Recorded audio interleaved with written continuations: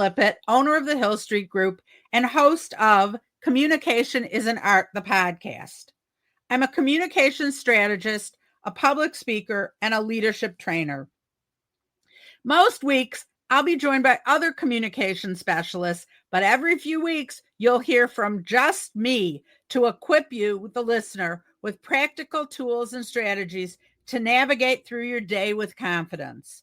These podcasts are always non-scripted and conversational. So let's dive into this together.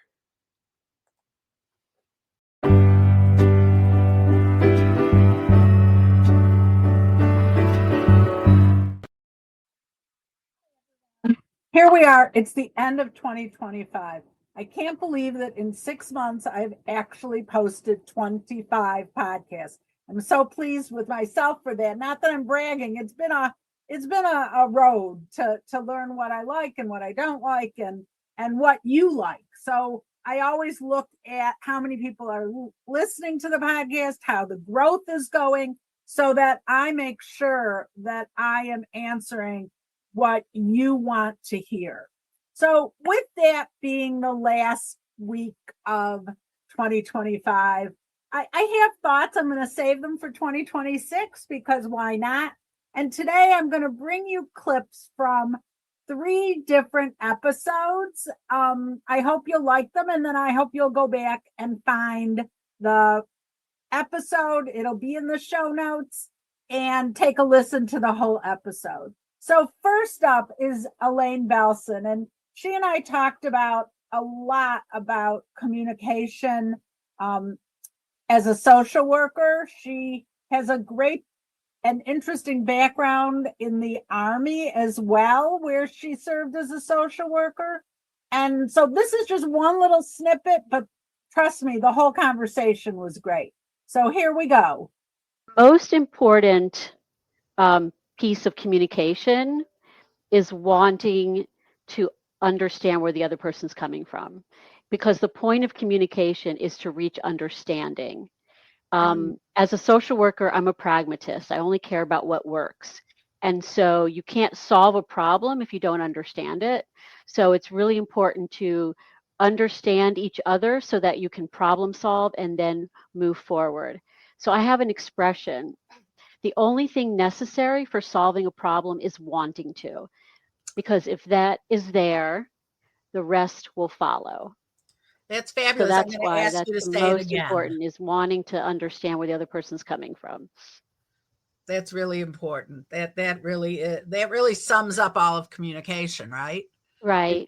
Second up is Rebecca Leader, who I met through a different organization, and we just really connected on the podcast. We really had a great time talking, and we talked about what is common between 2 people and how that makes a presentation and that makes an introduction grow. So listen to number 2, and I hope you'll like it. The C in knock stands for commonality.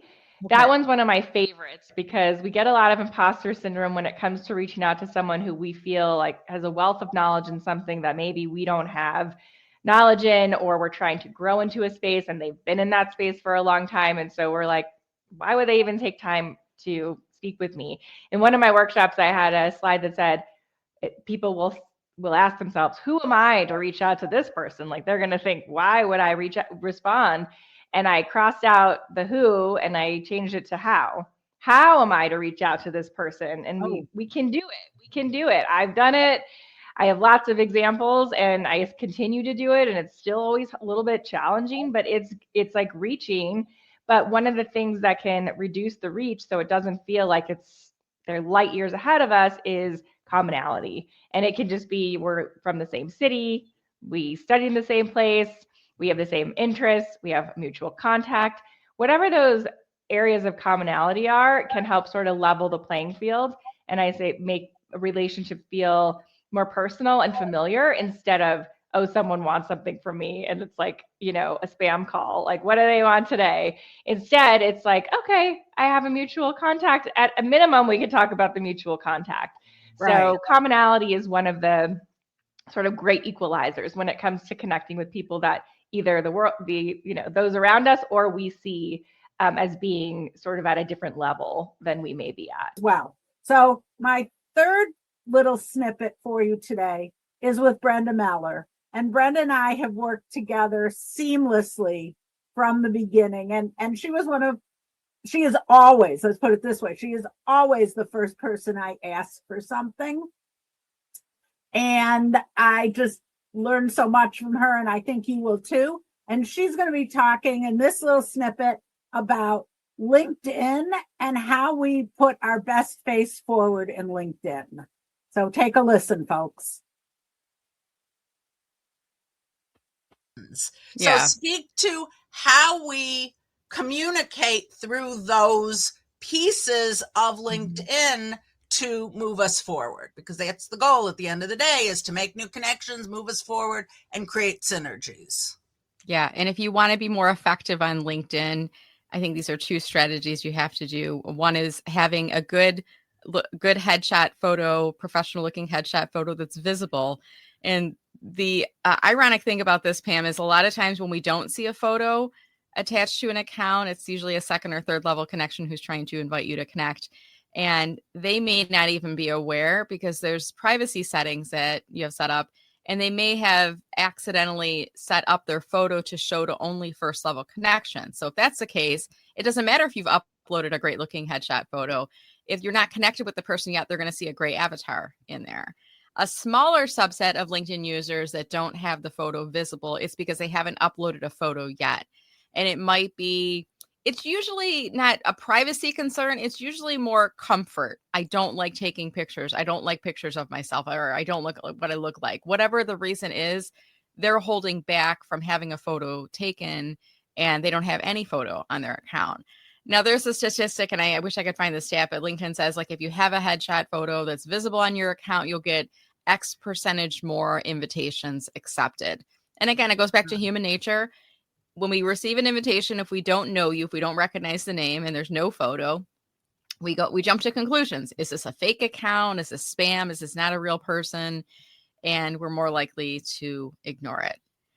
The second part that what you had asked about was adding a personal note to invitations. So when you invite someone to connect, when you click on that connect button, LinkedIn will say, do you want to send now? And the button's like in blue. It looks like that's what they want you to do. Or do you want to add with a note? And up until about a year ago, you could add a note with every single invitation that you sent out on LinkedIn, whether you're paying for LinkedIn or not. Now, they recently instituted a policy where you have to be a paid member of LinkedIn to send unlimited notes with every invitation. Wow. Everyone else, if you're using the free basic version, you can only add a note with 5 invitations per month.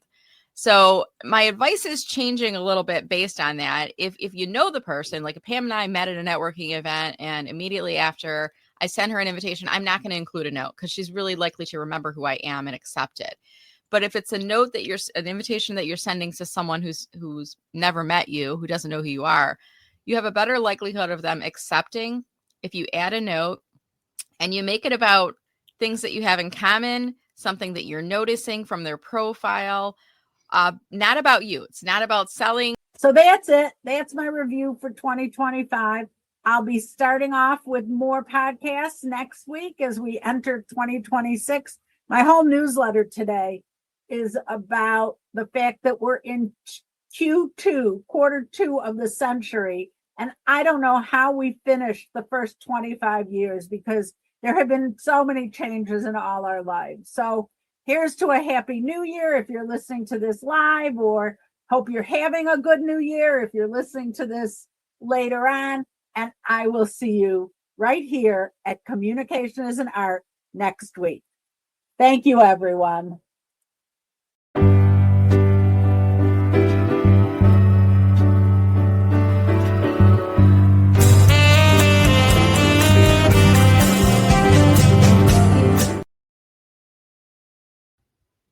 Hi, this is Pam Lippitt from the Hill Street Group. Thank you for listening to Communication is an Art. Make sure you subscribe and continue to listen. We really appreciate it. Share with your friends all those different lovely things. And we will be back soon. Have a great day.